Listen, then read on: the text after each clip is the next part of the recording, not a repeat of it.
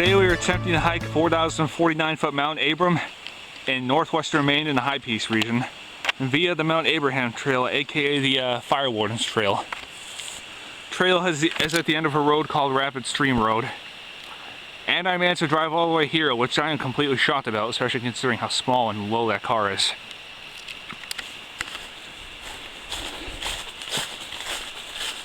On the road called Rapid Stream Road to the trailhead, right off the bat you have to drive across two bridges over the rapid stream. For the longest time there weren't any, so you had to park before the bridges and walk there, which involved fording the two rivers. But now that the bridges have been replaced, you don't have to do that, but after that it's not a walk in the park either. You have to drive a rather rough logging road to get to the trailhead. Don't know if it's part of Rapid Stream Road or what, but whatever. I made it down, barely. Thank God it's only a half-mile stretch. Anyway, 4 miles to the summit, which is open with some of the best views in the entire state of Maine. So if I said it before, this will be number 60 on the New England 67 4,000 footers list for me. Can we do it? Let's find out. We've come to our first river crossing of the hike up Abraham. Let's see what we can do. Might have to get our feet wet a little. Yeah, I'm gonna find a way across and I'll meet you on the other side.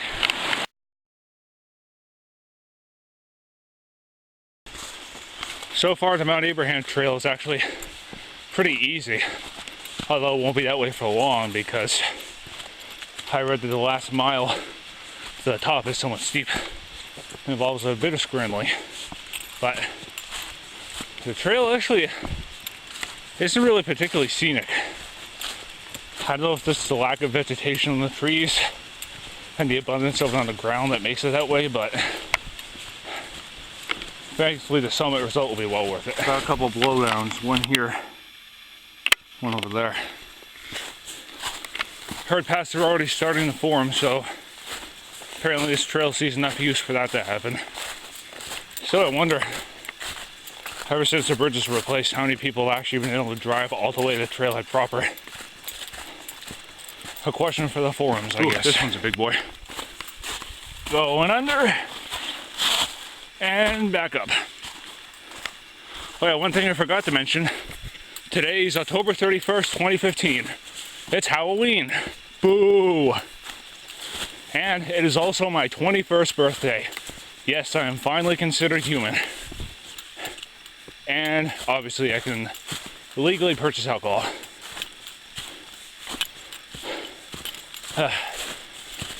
After my adventure today, I don't know if we'll be doing much drinking, if any. Tomorrow, November 1st, I'll probably party it up. See that? Yep, the first ice of the hike. Hope it's not even worse farther up, because I didn't bring spikes. We'll have to see. I'll turn back if it's that bad, but otherwise, I'm going full steam for number 60. Alright, we reached the crossroads, literally. We're crossing a logging road. I wonder if you can follow it from Caribou Valley Road. Certainly looks a hell of a lot more drivable than the stuff I just went through. Sorry, I thought I heard a big animal. Should probably whip out the bear bell just in case. I don't want this 21st birthday to be my last birthday, that's for sure. If you catch my drift. Alright, we got another brook crossing. Walking to it, it sounded like there's gonna be something big that we have to cross, and I was like, oh man, I gotta find another log. But this is better than what I expected. Nice. Onward we go to the summit of number 60. Too many brook crossings. We just broke the 2,000 foot bar, and now we're probably going to lose it again.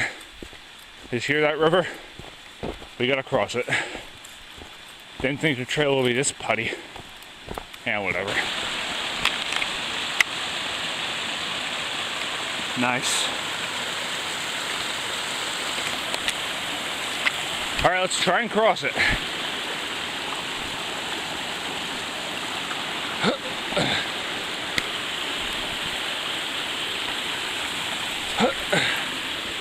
Awesome.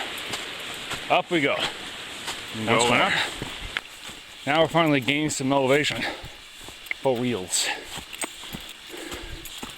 What I'm getting at, from what I've read online in my altimeter readings, it's going to get steeper as we progress. Ooh, got a widowmaker right there.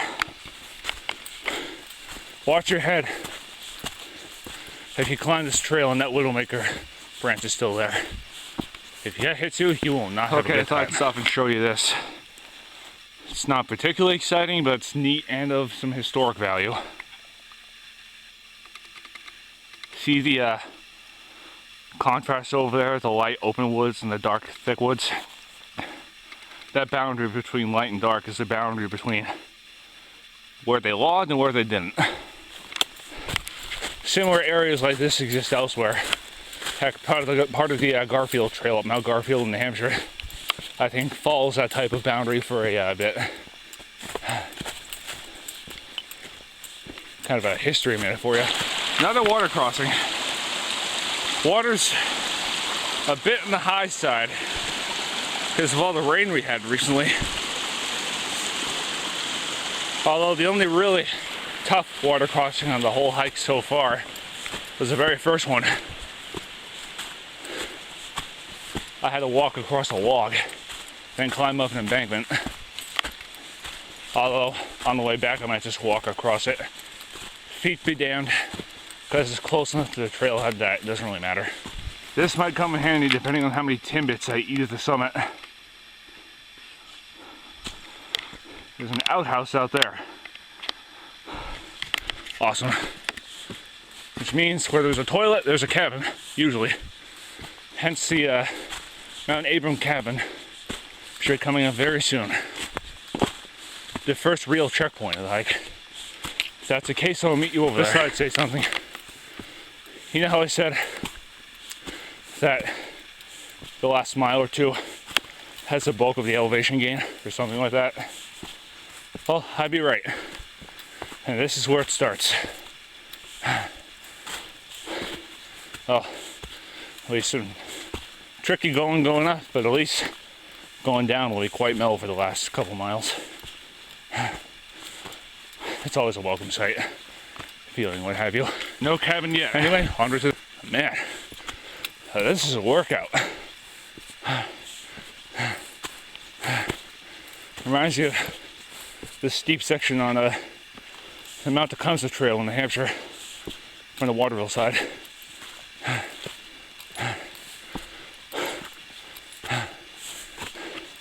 Awesome. And it just goes on and on. Fortunately, I seem to see some sort of light at the end of the tunnel, so to speak. Don't know if it's a cabin or just a break in the trees. But I gotta say, I'm proud of myself on this whole steep section. From the last brook crossing to this point, I haven't stopped once. Shows how far I've come in terms of physical fitness and agility since my very first hikes back 5 years ago. According to my altimeter, which could be wrong, he just broken the 3,000 foot mark. So probably about 1,000 feet of vertical and change to the summit of Mount Abram. Oh, just stepped on some frozen mud. Still, no snow yet, and very little ice. Glad I left the spikes in the car. Okay, stand corrected. See that? That's snow. Probably left over from the storms of the past week or so. Still not enough to warrant spikes. And hopefully it'll stay that way.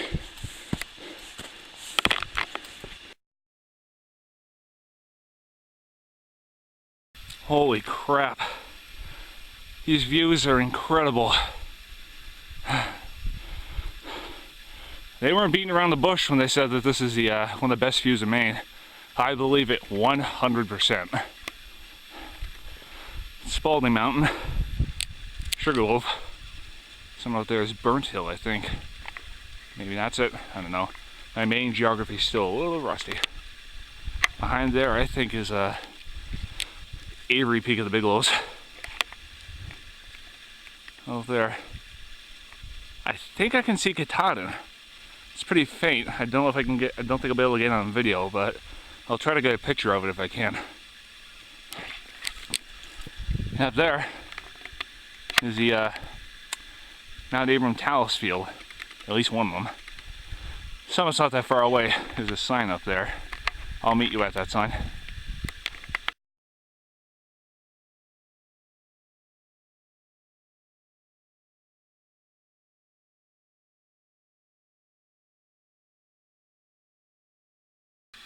Alright, this is an AT, Appalachian Trail sign.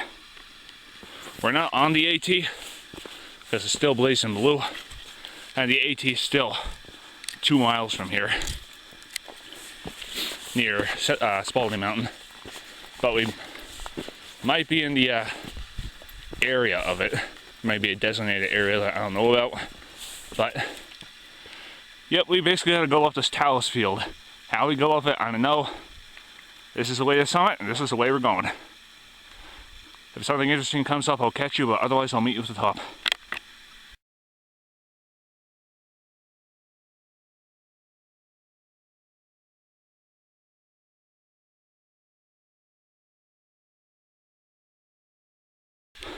This is an interesting little talus field. Haven't climbed anything like it, except perhaps in the northern prairies of New Hampshire.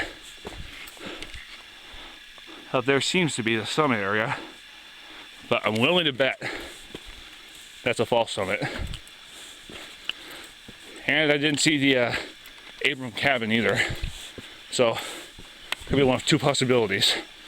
One, the cabin's been dismantled, and two, I just blew right by the cabin without even noticing. Anyway, the summit of number 60, we go. We've done it. Number 60 on the New England 67 4,000 footers is in the bag.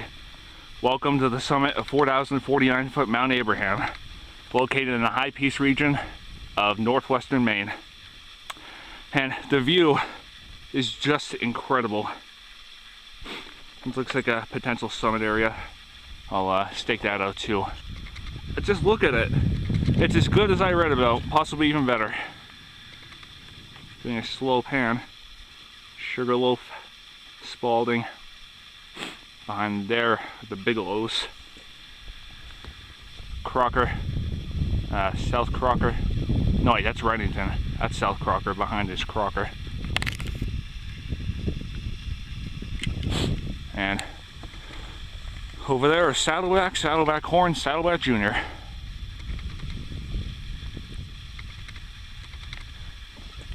Over there, a little hump right there, the Presidential Mountains in New Hampshire.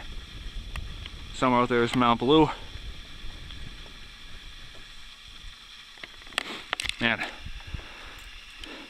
I gotta say, the lower part of the Mount Abram Trail was kind of meh, in fact really meh. Once I gained altitude and the woods changed to a more alpine feel, it got better. And the summit result was 100% totally worth the effort to come here. And I got here in less than 2 hours actually. Alright, let's go stake out that. The geodetic survey marker right there.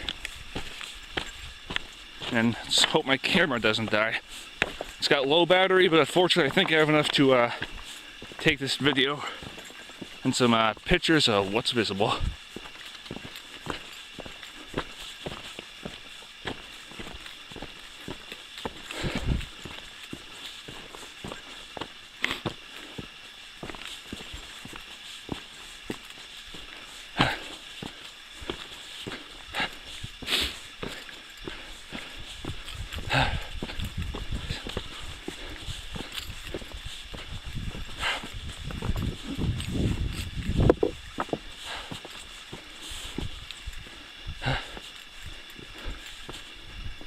Nice.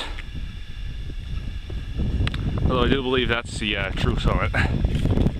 Anyway, I'm going to take my summer breather and enjoy my Timbits. And I'll cue the picture montage. I'll meet you back at the trailhead assuming nothing interesting happens.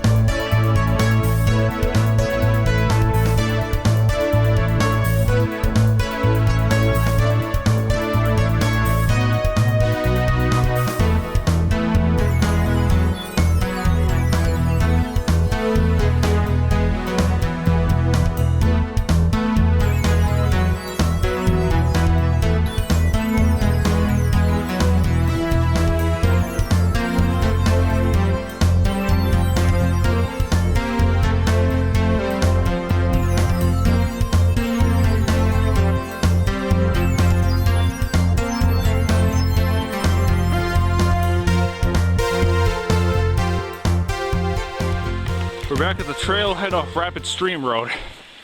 We did it! Number 60 is in the bag. And the weather and the skies were absolutely beautiful. Barely a cloud in the sky. 360 reviews from miles. Shame that the fire tower was knocked down, but whatever. Round trip distance was 8 miles, I'd say about 3,000 feet of elevation gain, and it took a little under 3 hours, not including the half-hour summer break. Excellent way to spend my 21st birthday and an excellent summit to spend it on. So, from the Mount Abram trailhead and Mount Abraham, see you on my next adventure.